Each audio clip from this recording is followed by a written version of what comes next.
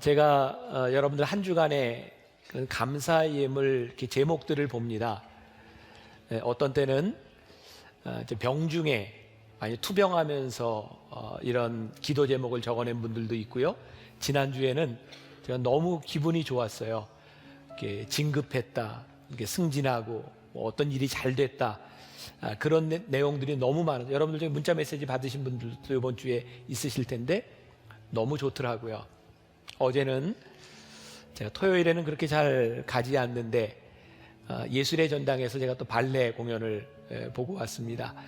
매스컴에 나왔던데 그제 우리 교회 어렸을 때부터 정말 어머니의 기도로 잘 자란 우리 발레리노가 공연을 마치고 여러분 유명한 그 국립극장 예술 감독이 됐죠. 강수진 씨가 그 자리에서 수석 발레리노로 임명을 하고 그게 매스컴을 통해 나왔어요. 그 어머니가 바로 지난주에 여기에서 정말 울면서 기도하고 갔는데 그런 일도 있었고, 어제 발레에는 유명한 국립발레단의 수석인 우리 김지영 수석과 또 우리 이재우 형제가 주역을 맡아서 발레를 하는데 저는 그냥 보면서 그냥 좋은 거예요. 이게 아버지 마음인 것 같다.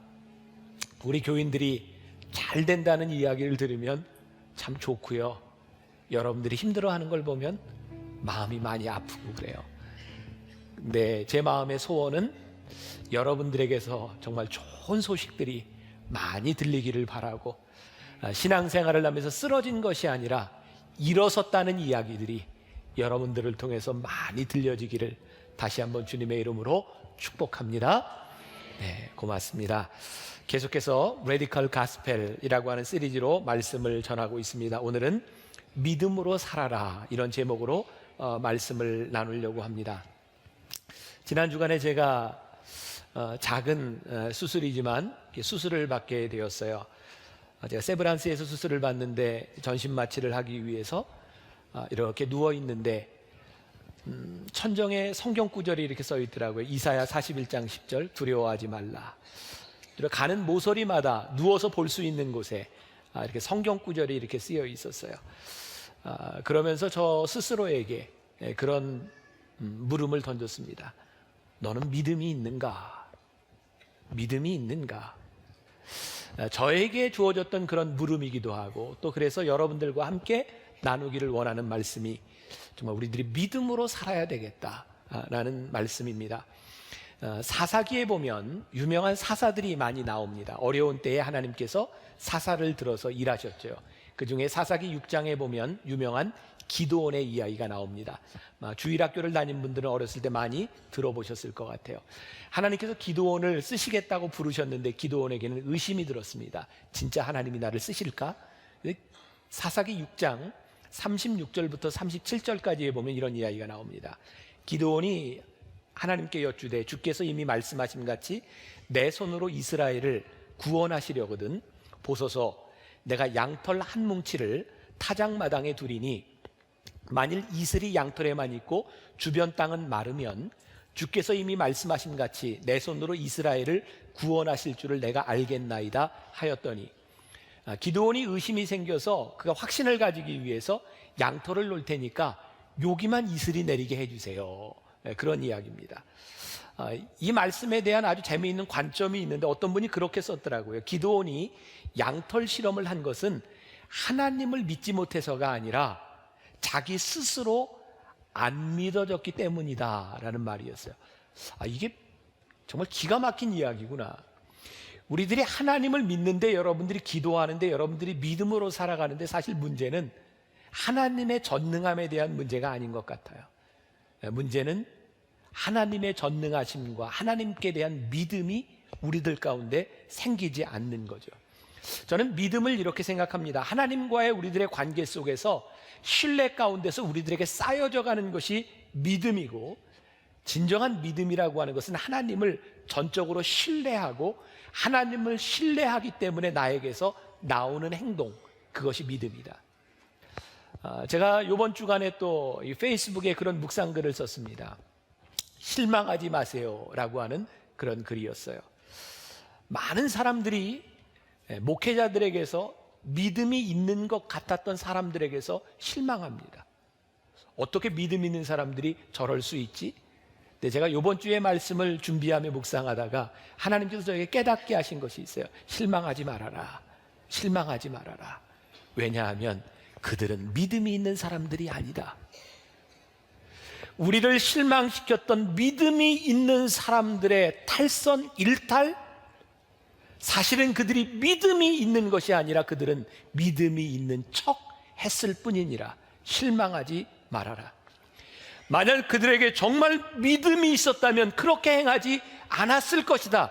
단지 그들은 믿음이 있는 척 했을 뿐이다. 그들에게 믿음이 있었다면 믿음은 하나님을 드러냈을 것이고, 믿음이 있었다면 누군가에게 유익이 되는 삶을 살았을 텐데, 그렇게 살지 못했다면 그들은 믿음이 없었던 것이다.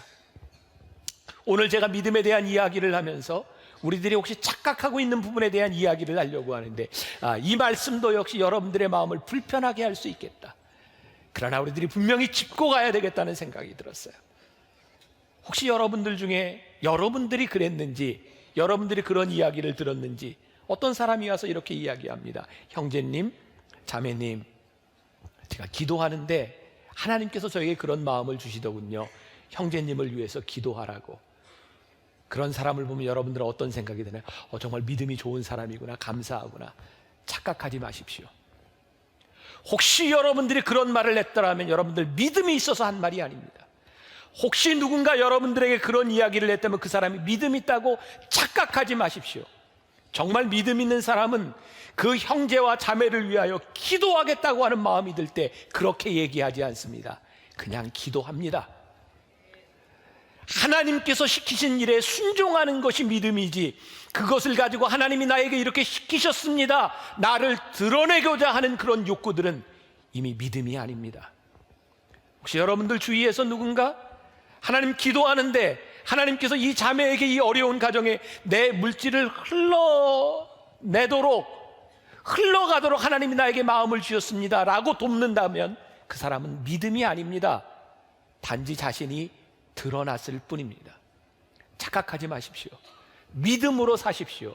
혹시 여러분들이 그렇게 이야기하며 여러분들 속에 믿음이 있다고 착각했다면 그것이 진정한 믿음이 아니라는 것을 인정해야 합니다. 저는 목회자로서 저에게 가장 큰 유혹이 있다면 저에게 믿음이 있는 것처럼 보이고 싶은 욕망입니다. 우리 교인들이 누군가 저에게 상담을 요청하고 저에게 문제를 이야기했을 때 저는 이 문제에 대한 답을 제가 대답해 주고 싶은 많은 욕망들을 느낍니다. 내가 이 문제에 해결해주고 이 문제에 답을 내주면서 저분이 나에게 나의 믿음에 대해서 인정해 줄 수 있다면, 나에게 영적 권위가 세워질 수 있다면 내가 목회를 잘할 수 있겠다. 목회를 잘할 수 있을지는 모르지만 그것은 믿음이 아닙니다. 그것은 하나님이 하실 일이기 때문에 나의 욕망이 드러나는 일은 믿음이 아닙니다.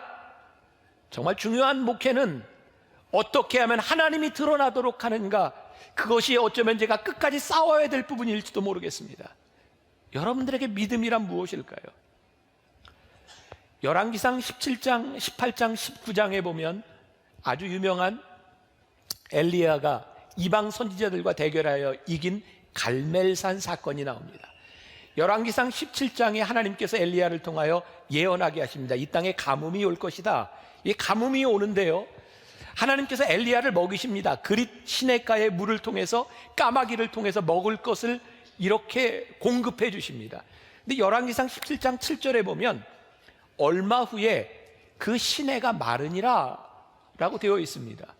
기적과 같이 일어났던 그 일이 그쳤습니다. 그 오대온 목사님이 쓴 지금은 엘리야 때처럼이라고 하는 책에 보면 이렇게 글이 나옵니다. 하나님은 많은 방법을 사용하여 자기 백성의 필요를 채워주시는 분이지만 그 어떤 방법도 영구적인 것이 아닙니다. 그리고 그 어떤 방법도 다른 방법들보다 더 영적인 것이 아닙니다. 우리는 하나님만 절대적으로 신뢰하는 법을 배워야지 그분이 사용하시는 방법이나 원리를 신뢰해서는 안 됩니다. 하나님의 방법도 변할 수 있다. 그러나 오직 하나님만이 영구히 변하지 않으신다. 그분의 말씀도 변하지 않는다. 하나님은 엘리야에게 그를 도울 만한 사람이 전혀 없을 때 하나님을 신뢰하는 방법을 가르치시려고 까마귀를 통해 직접 그를 먹이셨고, 그 다음에는 사렙다 과부를 통해서 먹이십니다. 우리들은 이런 의문을 가지고 하나님께 이런 믿음의 기도를 드립니다. 하나님, 왜 까마귀가 없어졌지요? 하나님, 그 까마귀를 주세요. 이것을 구하는 것을 우리들이 믿음이라고 생각합니다. 아닙니다. 까마귀를 통해서 주셨던 그 어떤 방법도 하나님을 신뢰하는 것보다 앞설 수 없습니다. 여러분들이 신앙생활을 하면서 여러분들이 경험했던 그 믿음의 경험들, 그것이 믿음이라고 착각하지 마십시오. 그 기적이 믿음이라고 착각하지 마십시오. 우리가 믿어야 되는 것은 옛날에 나에게 역사하셨던 하나님의 섭리와 또 지금 나에게 역사하실 하나님의 손길과 미래에 역사하실 그 하나님을 기대하는 것이 믿음이지, 그때 그 방법을 신뢰하고 그 방법을 찾는 것이 믿음이 아니라는 말씀입니다. 믿음으로 산다고 하는 것은 순전한 내 마음을 하나님께 드리는 겁니다. 그래서 오늘 본문 말씀 앞부분은 뚝 떼고 우리가 잘 기억하는 말씀이 뭡니까? 순종이 제사보다 낫고 듣는 것이 순양의 기름보다 낫다. 순종이 제사보다 낫다는 거예요. 사울 왕이 하나님께 제사를 드리려고 이 물건을 챙겨놨는데 사실 하나님은 그거 다 진멸하라고 하셨어요. 근데 사울이 이걸 가지고 제사 드리려고 합니다. 근데 하나님이 그 제물 받지 않으셨습니다. 하나님은 제물에 관심 있는 분이 아니라고 하는 것을 성경이 분명히 말씀하고 있습니다. 여러분, 우리가 하나님께 순종한다고 하는 것 한번 생각해 보세요. 하나님께 얼마나 유익이 될까요? 우리는 하나님께 이렇게 얘기합니다. 하나님, 저를 드리겠습니다. 굉장히 믿음이 좋은 것 같은데 한번 솔직하게 생각해 봅니다. 여러분들 스스로 생각할 때 여러분들 자신을 하나님이 드리면 하나님이 좋아하시겠습니까? 골칫덩어리겠습니까? 깊이 생각해 보세요. 여러분들 그렇게 쓸만합니까? 근데 그리고 여러분들이 하나님께 드린다고 할 때는요, 쓸만할 때가 아닙니다. 병들고 지치고 수술하고 아프고 너무 아프고 지쳐서 더 이상 할 수 없을 때 하나님 이제 저 골칫거리가 돼서 하나님께 드립니다. 여러분, 하나님 앞에 그렇게 필요한 존재들 아닙니다. 그럼 우리가 이렇게 얘기할까요? 하나님은 뭐 물질이 필요하신 분도 아니고 제가 필요한 것도 아닌데요, 그냥 대충 어떻게 하죠. 우리들이 물질을 드릴 때나 우리들이 헌신을 드릴 때 하나님은 그것이 필요 없는 분이라고 생각합니다. 근데 양심의 손을 넓고 솔직히 바라보면 우리가 하나님의 전능하심을 생각하기 때문이 아니라 내 건강이나 내 물질이 아까워서 그런 생각을 할 때가 종종 있습니다. 하나님이 이게 꼭 필요하신 건 아니겠지. 우리가 믿음이라고 하는 것을 생각하며 우리가 정말 양심의 손을 얹고 하나님 앞에 진지하게 생각해야 될 부분이 있습니다. 하나님께서 원하시는 것, 우리들이 필요하기 때문에 너를 드려라 라고 하는 것이 아닙니다. 하나님이 부족하기 때문이 아닙니다. 하나님이 우리를 사랑하시지 않는다면 우리를 받아야 될 이유가 하나도 없습니다. 어쩌면 하나님의 일에 우리는 골칫거리가 될지도 모릅니다. 내 인격을 가지고 내 성질을 가지고 어떻게 하나님의 일을 하겠습니까? 그럼에도 불구하고 하나님이 우리를 받으시는 이유가 딱 한 가지 있다면 하나님이 우리를 사랑하시기 때문에 우리를 받으시기를 원하시는 거예요. 우리를 사랑하시기 때문에 하나님께서 우리를 위해 십자가 위에서 고통당하시고 죽으셨고 우리가 하나님 앞에 드려지기를 원하시는 거예요. 찬양을 많이 알면 신앙에 참 많은 유익이 있는 것 같아요. 제가 오늘 말씀을 준비하면서 저에게 떠오른 찬양이 있었습니다. 보소서 주님, 나의 마음은 선한 것 하나 없습니다.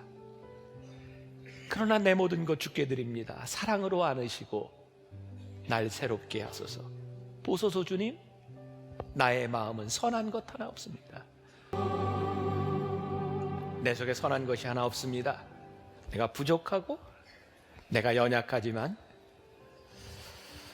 주님께서 이 마음을 받으시는 것을 알기 때문에 제가 순종하고 그 마음 받으시는 것 알기 때문에 제가 오늘 예배합니다. 제가 부족하지만 주님 내 마음 받으시는 것 알기 때문에 제가 주님 앞에 헌신합니다. 그렇게 내 마음을 받으시는 주님을 의식하면서 우리의 믿음이 자라납니다. 저는 믿음은 인격이라고 생각합니다. 하나님께서 내 마음을 아시고 하나님을 의식하기 때문에 내 인격이 하나님 앞에 반응할 때 그것이 믿음입니다. 인격은 누군가 나를 바라보고 있다는 실제적인 감각입니다. 그래서 그 인격 앞에서 우리는 절대로 무례하지 못합니다. 믿음은 하나님 앞에 정말로 인격적인 일입니다. 그래서 함부로 죄를 지을 수 없는 겁니다. 그것이 믿음입니다. 우리의 믿음 없음을 증명하는 것 중에 하나가 우리들이 때때로 인정에 굶주려 있을 때 우리는 우리의 믿음 없음을 인정해야 합니다. 인정에 목말라 있다. 오늘 사무엘상 15장에 이 말씀을 나오게 한 사울 왕, 하나님이 사울 왕을 택하셨어요. 그를 왕으로 삼아주셨습니다. 사울 왕은 끝까지 하나님과의 인격적인 만남 가운데서 순종하며 살아가면 됐습니다. 근데 어느 날부터인가 사울에게 찾아온 것이 인정에 대한 욕구였던 것 같아요. 전쟁에서 승리하고 나면 하나님께서 승리하게 하셨는데 사울은 거기에다가 기념비를 짓습니다. 왠지 아십니까? 이 전쟁을 통하여 사람들이 나를 인정해 줬으면 좋겠다. 사울왕이 하나님의 명령을 따라 모든 것을 진멸하면 되는데 거기에 있는 것을 남겨서 제사를 지으려고 합니다. 제사라고 하는 것은 눈에 보이는 것입니다. 아마도 사람들에게 이 전쟁을 통해 내가 하나님께 이렇게 제사를 드린다고 하는 것을 인정을 받고 싶었는지 모르겠습니다. 무서운 것은 그가 사람에게 인정받기를 원할 때 하나님께서 사울을 버리셨습니다. 사랑하는 여러분, 우리들이 믿음으로 구원을 받지만 우리의 믿음이 이 땅 위에서 사용되기 위해서 하나님이 우리를 쓰시기 위해서는 우리들이 하나님 앞에 인정받는 것, 하나님 앞에 순종하는 것이 얼마나 중요한지를 알아야 합니다. 사람에게 인정받기 시작하면요, 자기의 자그마한 상처를 건드리는 것을 견디지 못합니다. 쉽게 상처받습니다. 만일 지금 여러분들이 하나님을 믿으며 신앙생활을 하는데 여러분들이 정말 너무 쉽게 상처받고 여러분들이 쉽게 분노한다면 여러분들에게 믿음이 떠나갔다는 증거입니다. 믿음으로 살아야 합니다. 오늘 여러분들에게 소개해드린 책, 피터 윌슨의 하나님인가 세상인가 라는 책에서 피터 윌슨이 우리가 인정의 욕구에 빠지면 우리들이 처하게 될 운명이 있다, 세 가지를 이야기합니다. 여러분, 제가 설교를 하면서 늘 이런 느낌이 있는 것은 아닙니다. 제가 이번 주간 내내 병원에 있었거든요. 병실에서 이렇게 원고를 보고 있는데 제 가슴이 굉장히 흥분되었습니다. 이 말씀 우리 교인들과 나눠야 되겠다. 그것 때문에 제가 굉장히 흥분됐어요. 그러니까 정말 그런 마음을 가지고 오늘 이 강단에 쓴 것이 저에겐 굉장히 큰 기쁨입니다. 우리가 인정에 목마르면요, 첫 번째, 평범하게 될 운명에 처한다. 인정에 중독된 사람은 늘 사람들을 따라갑니다. 대중이 나를 어떻게 보는가. 저는 여러분들에게 탁월함에 대한 이야기를 많이 합니다. 근데 여러분들이 저를 좀 오해하시는 것 같아요. 하나님을 믿는 사람들 탁월해야 한다, 이 말은요, 세상의 성공과 지위를 이야기하는 것이 아닙니다. 이 세상 사람들이 아무리 이야기를 해도 이 세상을 뛰어넘는 탁월한 하나님의 생각, 하나님의 원리를 가지고 살아가는 것이 탁월함이지 이 세상의 지위를 얻는 것이 탁월함은 아닙니다. 그런데 우리들이 세상의 인정에 목마르기 시작하면 우리는 하나님의 탁월함이 아닌 세상의 평준화된 진리를 따라갑니다. 그래서 우리들의 삶이 평범해지기 시작합니다. 피터 윌슨이 자기의 이야기를 이 책에서 하고 있는데 대학생 시절 겨우 21살 되었을 때 하나님의 부르심을 받습니다. 그래서 교회에서 하고 있던 청년부 사역을 내려놓고 개척을 해야 되겠다고 선포합니다. 어느 날 교회를 이렇게 지나가고 있는데 교회 도서관 옆에서 이야기하는 어떤 교인들의 이야기를 듣습니다. 이런 말이었답니다. 그 애송이가 정말 자기가 목사가 될 수 있다고 생각하는 걸까? 설교라니 가당치도 않아. 21살짜리가 목사라고 따를 사람이 세상에 어디 있겠어? 그 소리를 듣고 피터 윌슨의 마음이 무너져 내리는 것 같았답니다. 스스로 할 수 없을 것 같은 마음에 눈물을 참고 기도하는데 그날 밤 하나님이 이렇게 깨닫게 하셨답니다. 하나님은 내가 다른 사람의 인정을 받으려고 사는 것이 아니라는 사실을 재확인해 주셨다.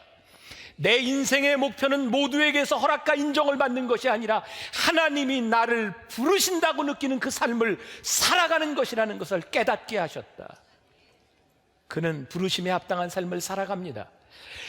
평범함을 극복한다고 하는 것은 뛰어난 삶을 산다는 것을 의미하지 않습니다. 평범한 삶을 극복한다고 하는 것은 부르심에 합당한 삶을 살아간다는 것을 의미합니다. 이것이 믿음입니다. 두 번째, 피터 윌슨은 우리들이 인정에 목마르면 탈진하게 될 운명에 처할 것이다 라고 말을 합니다. 남들에게 잘 보이기 위해서 이미지를 관리하는 일이 얼마나 힘이 듭니까?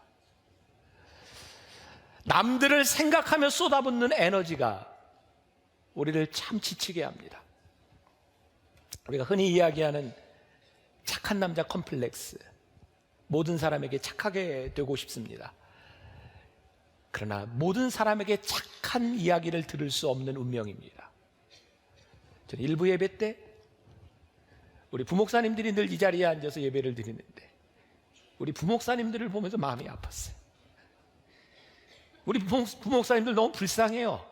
제가 후배 목사들을 볼 때 그렇게 열심히 노력하고 그렇게 열심히 살아도 칭찬만 받는 게 아니에요. 이 사람에게 잘하면 이 사람에게 비난받고 사람들의 만족을 채워주려고 그렇게 사람들은 지쳐갑니다. 제 이야기를 오해하지 마십시오. 사람들을 신경 쓰지 않기 위해서 이기적으로 살라 이런 이야기가 아닙니다. 제가 지난 열흘 동안 저도 크고 작은 많은 병을 앓았지만 제가 태어나면서 제가 육체적인 고통으로는 제일 아픈 시간을 너무 아팠어요.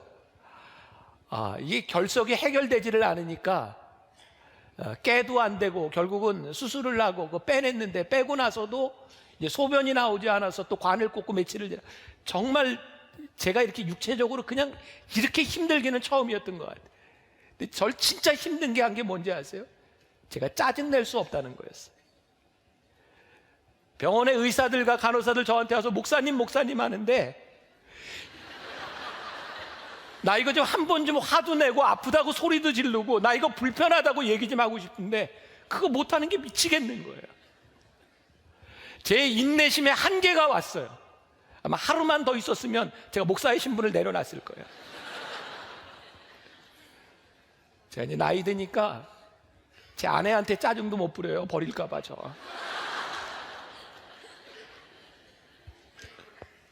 참 불쌍합니다. 사람들에게 아무리 인정받으려고 하고 내가 그렇게 노력하는 거 잘못됐다는 것이 아닙니다. 그렇게 살아가다 보면 나는 결국 탈진하게 될 것이다.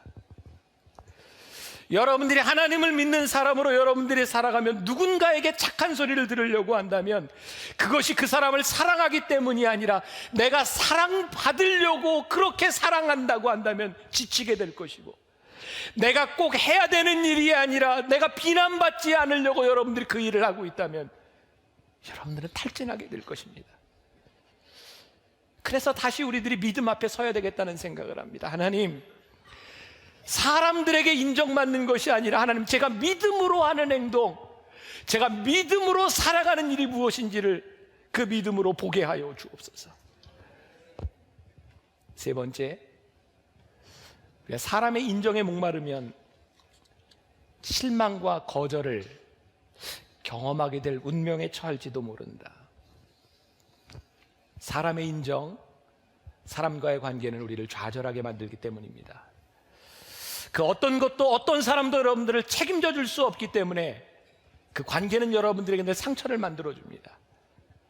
제일 큰 상처는 가장 믿었던 사람들에게서 부부간에, 가족간에 일어나는 상처일 겁니다. 제가 말씀을 준비하다 읽었던 이야기인데 이게 미국의 상황이라 여러분들에게 어떻게 이해가 될지 모르겠습니다. 근데 어쨌든 이런 이야기를 듣고 여러분들이 이렇게 웃지 않는다면 여러분들의 정서적인 문제가 있는 겁니다. 권태기에 빠진 부부의 일상입니다. 권태기에 빠진 부부. 일주일에 2번 우리 부부는 좋은 패밀리 레스토랑에 가서 한잔하고 좋은 음식을 먹으면서 유대를 돈독히 합니다. 아내는 화요일에 가고 저는 금요일 날 갑니다. 우리는 또 각자 딴 침대에서 잡니다. 아내는 캐나다 온타리오에서, 저는 애리조나 투싼에서 잡니다. 나는 어디든지 아내를 데리고 갑니다. 그러나 아내는 집으로 돌아오는 길을 잘도 찾아냅니다. 결혼기념일에는 내가 아내에게 이렇게 물었습니다. 어디에 가고 싶은지. 아내가 이렇게 말하더군요. 오랫동안 안 가본 곳. 그래서 부엌으로 가면 어떻겠냐고 말을 했습니다. 우리는 항상 손을 잡고 다닙니다. 내가 그 손을 놓으면 아내는 즉시 쇼핑을 합니다. 아내가 지나가는 쓰레기차를 뒤따라가며 소리를 질렀습니다. 제가 너무 늦었나요? 쓰레기차 운전사가 말했습니다. 아니요, 올라타세요. 잊지 마세요. 결혼은 이혼의 첫 번째 원인입니다. 통계적으로 이혼한 사람의 100%가 결혼했다는 겁니다.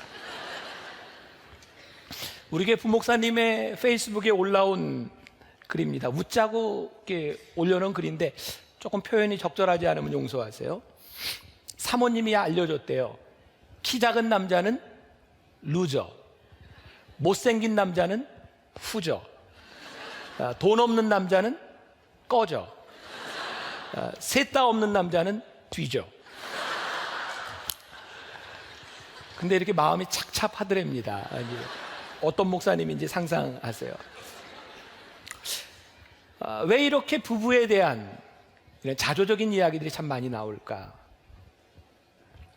결국 우리의 가장 가까이에 존중받고 사랑받아야 될 사람들에게서 실망한 우리들의 모습입니다. 만일 여러분들이 가장 사랑하고 가까이 있는 사람에게 인정받아야 만족한다면 그 모든 관계는 다 깨어질지 모릅니다.